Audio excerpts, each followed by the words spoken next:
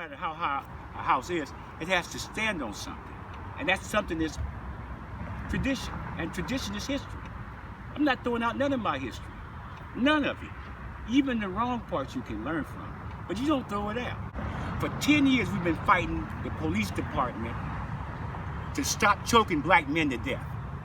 And I am so glad to see over 4,500 people revolting. Not looting, not plundering, but revolting against the established order. I believe this with all my heart. If you can't oppress me, right, and then go to bed comfortably. So there ain't supposed to be no peace.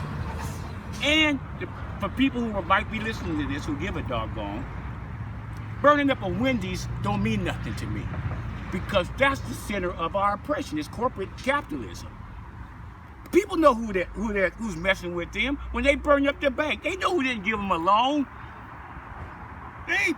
You ain't got to explain to people about being oppressed, but what you do have to explain to them, and Kaduma, this is where I agree with you 2,000%, if that's possible, mathematically. We have to have strategies, but I don't think we need no new strategies. October 16, 1995, we had a Million Man March Day of Absence, and a mission statement was written that addresses every issue that we're dealing with right now. People who haven't read it should read it. People who have read it should go back and look at it and use it. It was vetted by over 50 million people in this country. The best of our experts weighed in on this document that we can use as an example. But if we don't want to use that, use the 7 principles of Kwanzaa, Umoja, which is unity, Kujichagulia, which is self-determination, Ujima, which is collective working responsibility, Ujamaa, cooperative economics, and that's where the garden comes in. That's where the changing of the guard as it relates to how food is distributed and that the whole thing is taking place. Nia, purpose. What is our purpose? If it's not to make as our collective vocation the building and development of our community, to leave it more beautiful and beneficial than when we got it. That's what I would tell 15-year-old people who just had a birthday. Kuumba, to be creative, to do as much as we can in the way that we can. That gives everybody a chance, Kaduma, to do something. Whether that's distributing food, whether that's addressing policy issues related to the businesses, all of those kinds of things. And then, of course, we have to have faith. Because no matter what we do, we have to have faith. And that faith has to be first and foremost in the fact that we're going to win.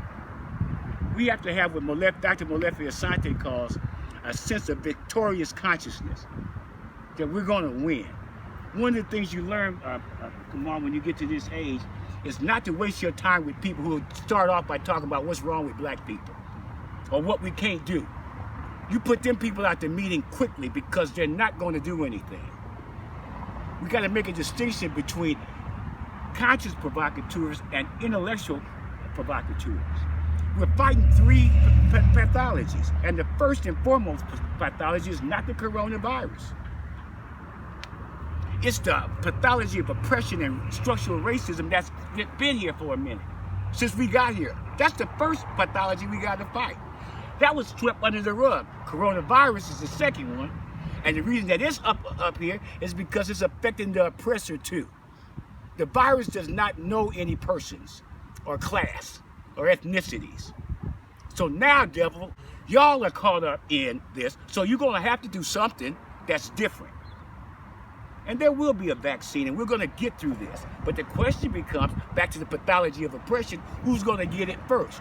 And we've already seen, for those of y'all that don't know, the United States and Britain, which is the 2 richest countries on the earth, have already cornered the market on a vaccine that ain't even been created yet. And all these people that want to be for humans, be for the humans that give you your context. I don't exist without black people. I don't exist without my mom and the rest of them. Our context is what we have to defend, because everybody else is defending theirs. And if you got something left over, give it to people. And then finally, the pathology of ignorance and greed. They go together. We got people right now, we're trying to build a garden, trying to address food sovereignty in the cave. Is that right? And we got devil farmers growing food and plowing it under because they can't make a profit. All they got to do is sell it to food banks so they can give it to people. By the way, food is a consumable item, which means You're going to need it tomorrow. It ain't one of them things that's going to go away. I was asked this morning by some devils downtown. Why? And I'm calling them devils because devil means the embodiment of evil. They're diabolical. And anybody that says it's all right to shoot down black people, deny us loans, deny us a place to live, deny us the right of presence, you can't even be nowhere. And if you can't be nowhere, you don't exist. So it's devilish. And if you don't want to be called a devil, quit acting like one.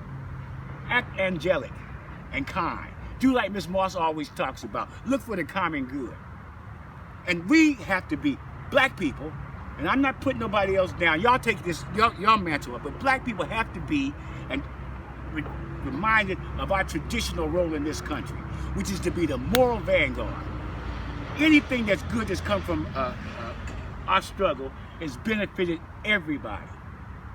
And you don't have to say amen, or I mean, or hotep, or I say, but you should, in your hearts at least. You know that that's true. And our children need to know that's true.